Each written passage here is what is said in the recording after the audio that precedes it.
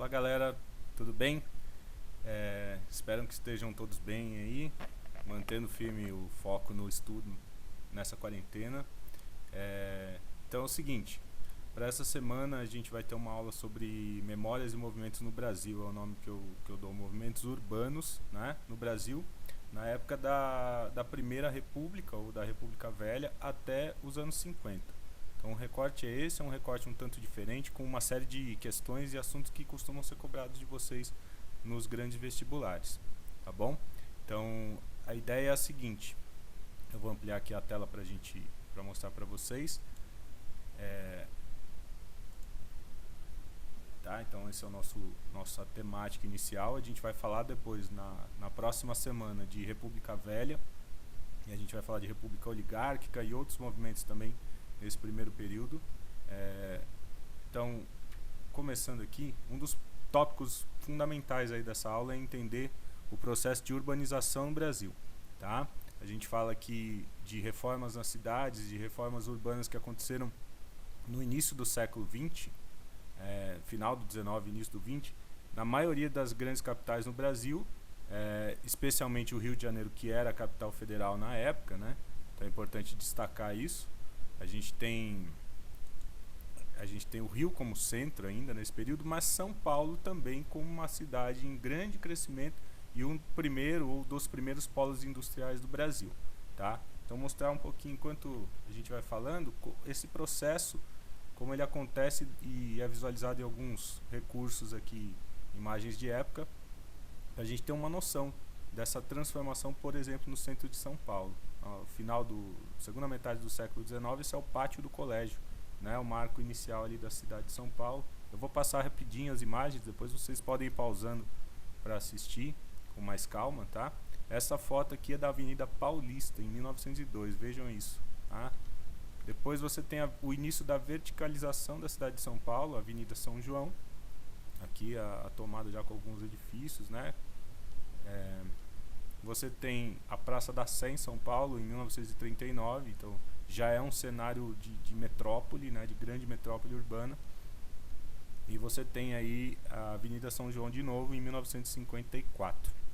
Tá? Isso só para a gente contextualizar um pouquinho a nossa temática, que é a ideia de modernização no Brasil, que é algo iniciado na chamada Belle Époque francesa, tá? Essa ideia da modernidade que a gente já discutiu um pouquinho em aulas anteriores, e entender um processo aqui que é a revolta da vacina. Eu passei um pouquinho, essas eram imagens, a gente vai ver depois, tá? Não assusta não.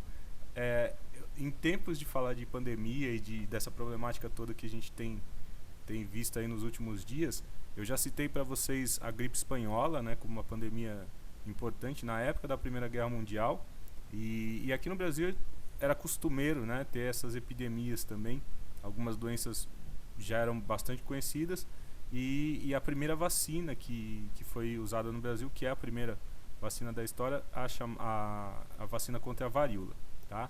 Nesse contexto vai surgir uma revolta conhecida como Revolta da Vacina no Rio de Janeiro, em 1904. Ela está relacionada com o processo de urbanização e de reformas urbanas no Rio, com questões sociais lá que desalojaram muitas pessoas da região central da cidade, onde foi construída, né, a avenida, recebeu ali um ar mais requintado com cafés e bares, uma coisa mais parecida com a Europa, e ao mesmo tempo essa ideia de sanitarismo, de limpeza e de cuidado para a erradicação de doenças na cidade, tá? Então aqui a gente vê algumas imagens dessa época. Essa primeira é uma charge, uma ilustração que aparece em revistas da época, tá? Referindo-se às doenças, a febre amarela. Aqui a peste bubônica, é a mesma conhecida como peste negra, e a varíola, tá? Esse aqui é o médico responsável, Oswaldo Cruz, aplicando a vacina contra a varíola, e que foi bastante criticado também naquele contexto, pela imprensa inclusive, por fazer experiências, né? Porque eles não conheciam muito o que era vacina, e muitos achavam que a vacina na verdade era nociva, ou era para eliminar parte da população pobre. Enfim, tem uma série de desinformações, inclusive uma questão da cultura religiosa, que para muitos era algo ofensivo, era algo profano, injetar alguma substância no corpo humano, tá? Então Então esse é o contexto da reforma da vacina, da revolta, perdão, né? E que está ligado com essa obrigatoriedade da vacina, foi tomada como medida mesmo. As pessoas eram brigadas de enfermeiros que entravam, que iam até as casas muitas vezes, e a coisa perdeu o controle no meio de um contexto de reformas, de outros problemas que estavam acontecendo na cidade, junta tudo isso e a cidade vira um caos, tá? Então passando um pouquinho, essas são outras ilustrações aí de revistas da época que também criticaram, né, de certa forma, a forma como essa política foi feita, né?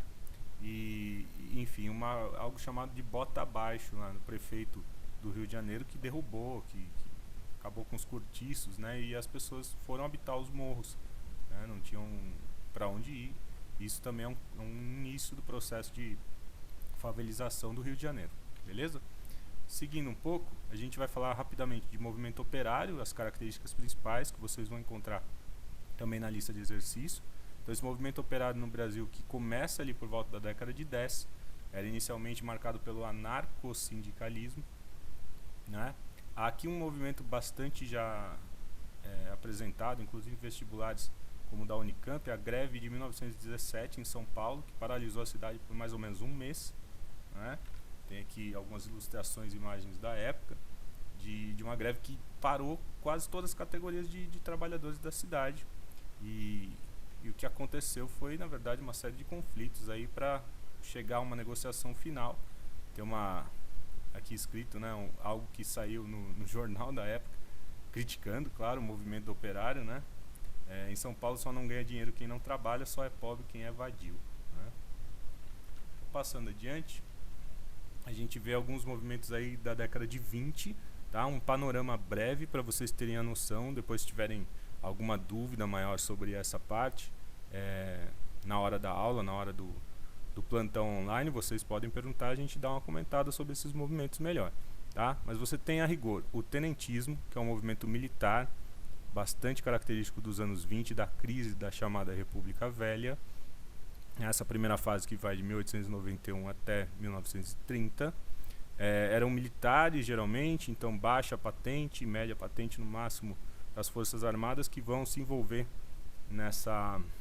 nesse movimento que questionava o modelo político da República Velha, que era extremamente viciado, oligárquico, né, voltado às elites, o café principalmente, que predominava aqui no Sudeste, criticava o voto de cabresto, os esquemas de fraudes eleitorais, entre outras coisas. A República, que também ficou conhecida como café com leite, né, o poder aqui dos estados do Sudeste, São Paulo e Minas.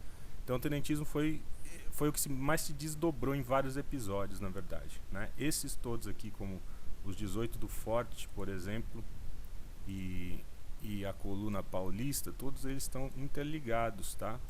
Desculpa aqui o risco meio sem forma, mas é só para vocês observarem. O tenentismo, ele está de alguma forma ligado a todos esses, ele é o movimento geral, né? E esses são alguns episódios do tenentismo. Aí o que a gente tem? A coluna paulista, por exemplo, e os 18 do Forte. O primeiro episódio foi esse, em 1922, quando alguns grupos desses militares se levantaram no Rio de Janeiro, era o Forte Copacabana, esperavam muito mais pessoas, mas na verdade o total foram 18, 17 militares e um civil, para tentar impedir a subida ao poder do próximo presidente, né, naquele esquema chamado de café com leite, que seria o Arthur Bernardes. Então isso não deu certo, muitos morreram ali mesmo, outros foram presos. E há um movimento 2 anos depois em São Paulo, que é chamado de Coluna Paulista, tá? Então a continuidade. São Paulo também virou uma praça de guerra em 24. Alguns sobreviventes do 18 do Forte estavam lá, e outros paulistas, né, ligados também ao movimento, que vão tentar ali tomar a cidade. Não conseguem, fogem para o interior, né, ou recuam para o interior, e vão depois em direção ao sul se juntar com uma coluna que via do Rio Grande do Sul, que ficou chamada de coluna Prestes. Na verdade, Prestes e Miguel Costa, né, um outro personagem importante aí, como líder desse movimento. Aí o negócio ficou grande. Então esses caras passaram a marchar pelo Brasil inteiro, quase. Uma marcha de uns 25 mil quilômetros aproximadamente, entre 24 até 27, tá? Quando eles foram... acabaram se desarticulando e alguns foram para outros países e tal. e vão voltar ao final desse período, né? Em 1930, parte dos tenentes serão responsáveis pela chamada Revolução de 30, que vai derrubar o presidente na época, vai impedir, na verdade, a forma sucessória ali, com uma junta militar, e colocar o Getúlio Vargas, que tinha sido derrotado nas eleições, como presidente. Tá? Entre outras questões, a gente tem a fundação do Partido Comunista também, que vai canalizar o movimento de trabalhadores nessa fase aí dos anos 20 em diante, né? Uma grande parte dele será orientada pelo Partido Comunista. E você tem no plano cultural a Semana de Arte Moderna. Tá? Aqui o quadro da Tarsila do Amaral, Os Operários, né? Que representa bastante esse cenário urbano, moderno, São Paulo principalmente. Em várias das pinturas dela aparece. Tá? Então são vários artistas que se reúnem, na verdade. As vanguardas da arte moderna no Brasil se apresentam nessa semana aí. Beleza? Passando adiante, nos anos 30, a gente tem movimentos de embate entre a esquerda e a direita, né? Os extremos, na verdade, da esquerda e da direita, que seriam, na era Vargas, a AIB, a Ação Integralista Brasileira, os chamados integralistas, liderados pelo senhor Plínio Salgado, que é esse que aparece aqui acima na foto. É um movimento de inspiração nazifascista, né? O lema deles era Deus, Pátria e Família, e o cumprimento deles, né, a expressão Anauê, era uma versão tupiniquim aí do Heil Hitler nazista, mais ou menos isso. Queria dizer, você é meu parente, tá? Em 1935 a gente tem já formada, na verdade, a ANL, que era um grupo em oposição a esse da AIB, tá? Então um grupo de mais à esquerda, a Aliança Nacional Libertadora, que tem o Luiz Carlos Prestes, que foi o líder da coluna Prestes, como seu líder também. Tá? Um movimento de inspiração comunista, mas que congregava outros elementos também, liberais e outras, né, de outros partidos que fundaram essa frente ampla, vamos dizer assim, antifascista, parecido com o que acontece no Entre Guerras europeu, tá? Nesse contexto. A gente ainda vai falar melhor disso no lado europeu. E aí essas intenções, né, anti-imperialistas, democráticas, de reformas mais profundas, né, no sentido do comunismo, e os mais radicais desse grupo, em 1935, quando o governo proibiu, na verdade, a ANL, fizeram um levante militar chamado de Intentona Comunista, batizado assim porque ele não deu certo. Tá? Esse levante foi pela ala mais radical, que estava dentro das Forças Armadas, inclusive, desse grupo. Beleza? Vou apagar aqui.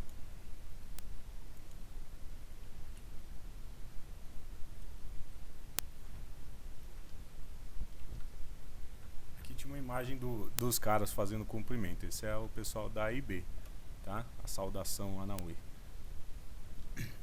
Nos anos 40 a gente vai ter aqui a ideia de trabalhadores e sindicatos, de certa forma, controlados pelo governo, em órgãos governamentais, subordinados ao Ministério do Trabalho. Então há proibições de greves, né? As concessões são dadas pouco a pouco, que são as chamadas leis trabalhistas, né, na era Vargas, que vão se consolidar em 43 na CLT, ok? Então esse é um ponto bem importante. E os trabalhadores disciplinados, no sentido de serem controlados mesmo pelo governo. Muitos sindicatos são chamados de sindicatos amarelos nessa época, porque eles não estavam envolvidos exatamente numa luta dos operários, mas sim na negociação com o governo. É uma forma que parte do movimento tomou, enquanto outros, na ala mais radical, continuaram os enfrentamentos, né? Então a ideia é aqui, depois, no fim da era Vargas, né, o retorno dos comunistas por um breve período de legalidade, e logo depois, alinhados à política externa americana, principalmente pela doutrina Truman, né, eles vão ser colocados de novo na ilegalidade, isso na época do governo Dutra, né, no final dos anos 40 aí. E a gente vai ter, na virada para os anos 50, deixa eu apagar aqui, aqui vem a ilustração de um evento, né, com trabalhadores, que na época do Vargas, então aparece aqui Viva Getúlio Vargas, comandante do Brasil em guerra, porque era a época da Segunda Guerra Mundial, e aqui um cartaz, né, uma faixa, trabalhador sindicalizado é trabalhador disciplinado. Então mostra a tendência ao controle dos trabalhadores direto por órgãos do governo e sindicatos que estavam sim aparamentados aí dentro dessas instituições do governo também, né, ou ligados a elas. Nos anos 50, a gente tem acordos do Brasil com os Estados Unidos que já vinham desde o final da era Vargas, né, da concessão, da construção da siderúrgica nacional, e outros insumos que vieram para a indústria de base nacional continuaram nos anos 50, inclusive na era Juscelino, né, em algo que ficou chamado de Aliança para o Progresso. O Juscelino tinha sugerido algo assim, e os Estados Unidos depois, nos anos 60, vai de fato desenvolver uma estratégia muito parecida com o que o governo brasileiro já tinha com os Estados Unidos. Essa estratégia vai ser para vários outros países da América Central e Latina também, né? Então, muito dinheiro vindo de fora para a geração de desenvolvimento industrial e, claro, empregos e outras coisas também, ao mesmo tempo atenuar os conflitos em prol, né, de um alinhamento à política externa norte-americana. São registradas grandes greves nesse período também, tá? Não é um período sem movimentos. Em São Paulo, né, em 53 aí 300 mil, em 57 400 mil.